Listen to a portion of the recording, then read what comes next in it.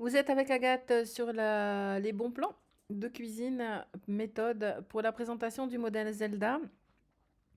Alors, c'est une petite cuisine, hein, ça fait 9 mètres carrés. C'est une configuration prévue pour être en cuisine plutôt ouverte. Ça va nécessiter 2,55 m d'un côté et puis 3,55 m, allez, de l'autre. Dans cette présentation, j'ai inclus un couloir ici, mais qui n'est pas forcément nécessaire dans le projet. Donc, vous avez vraiment besoin de cet espace là et là. Je vois que mon frigo ici est un peu décalé, donc on va aller faire une modification. La deuxième particularité, c'est que c'est une hauteur de plafond de 2,75 m. En fait, ça va rentrer dans un plafond à 2,70 m, mais si vous avez moins, il faudra faire un aménagement particulier en modifiant les hauteurs de caisson. C'est donc un projet qui est prévu pour une pièce avec 2,70 m de hauteur. C'est une configuration en U ou L plus un comptoir assez grand, vous allez voir. On va donc faire le tour rapidement du projet.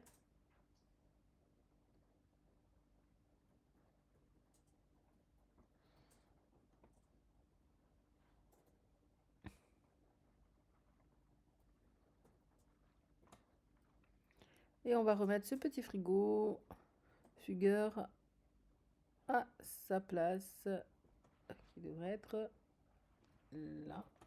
Non. L'eau qui passe avec ce frigo. Voilà. Donc, concernant les finitions actuellement, c'est un projet qui se présente avec un projet bicolore, noir et bois. Très tendance depuis quelques années, le noir et le bois. Donc, on va avoir des façades noires Uplov, qui sont des façades avec gorge aluminium. Elles sont assez onéreuses.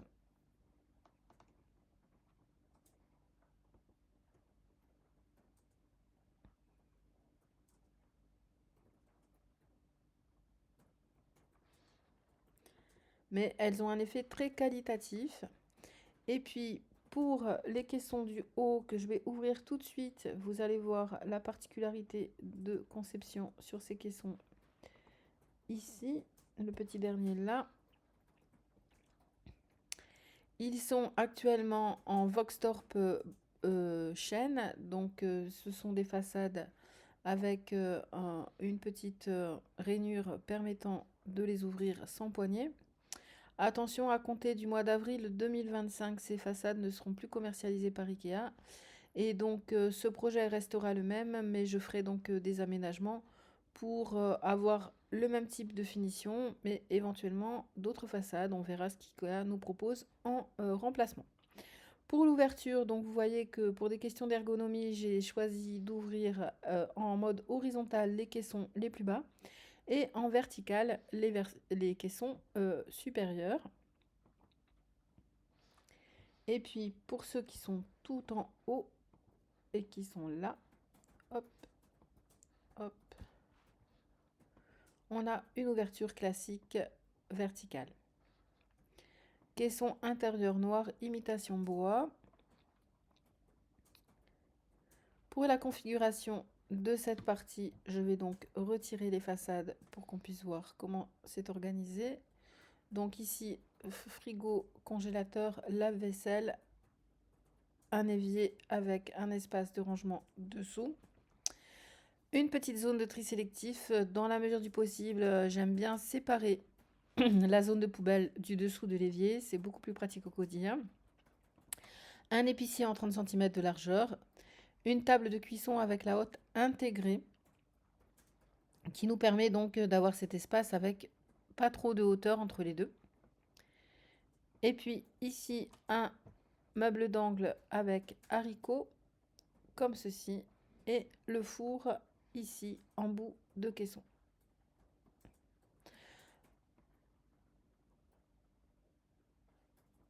Voilà, vous voyez que dans cette cuisine, par contre, on a un espace perdu ici, un angle qui est perdu.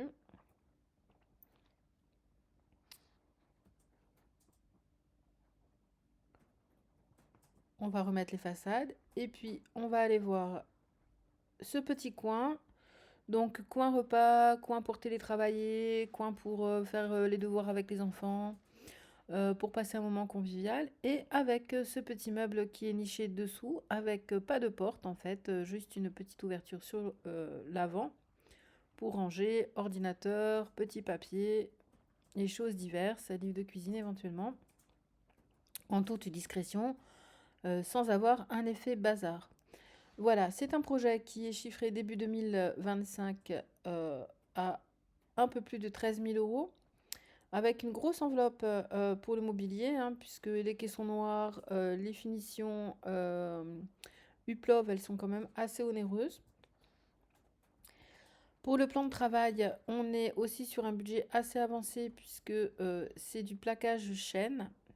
C'est ce modèle de plan de travail. Donc, habituellement, j'utilise souvent du stratifié, mais là, j'ai opté pour une finition plus naturelle. Et puis, on a 3 230 euros d'électroménager, donc sachant qu'on a frigo, congélateur, plaque de cuisson avec hotte intégrée, micro-ondes et four traditionnel, plus le lave-vaisselle. Et voilà, quoi vous dire d'autre sur ce projet? Eh ben, écoutez, je pense qu'on a fait le tour. C'est un projet qui va être un petit peu difficile à monter. Tout ce qui est double caisson, c'est quand même assez compliqué de faire les alignements, que ce soit bien droit et tout. Je vous recommande vivement pour ce type de projet de faire appel à un monteur agréé IKEA si vous souhaitez acheter ce projet directement chez IKEA. Je vous rappelle la marche à suivre.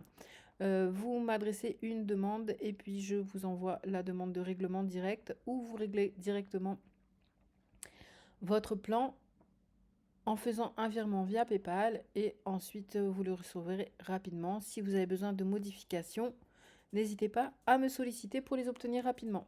Voilà, je vous dis à bientôt. J'espère que ce projet vous plaira et que, voilà, que beaucoup de gens vont flasher sur ce modèle Zelda que moi personnellement j'aime beaucoup. À bientôt!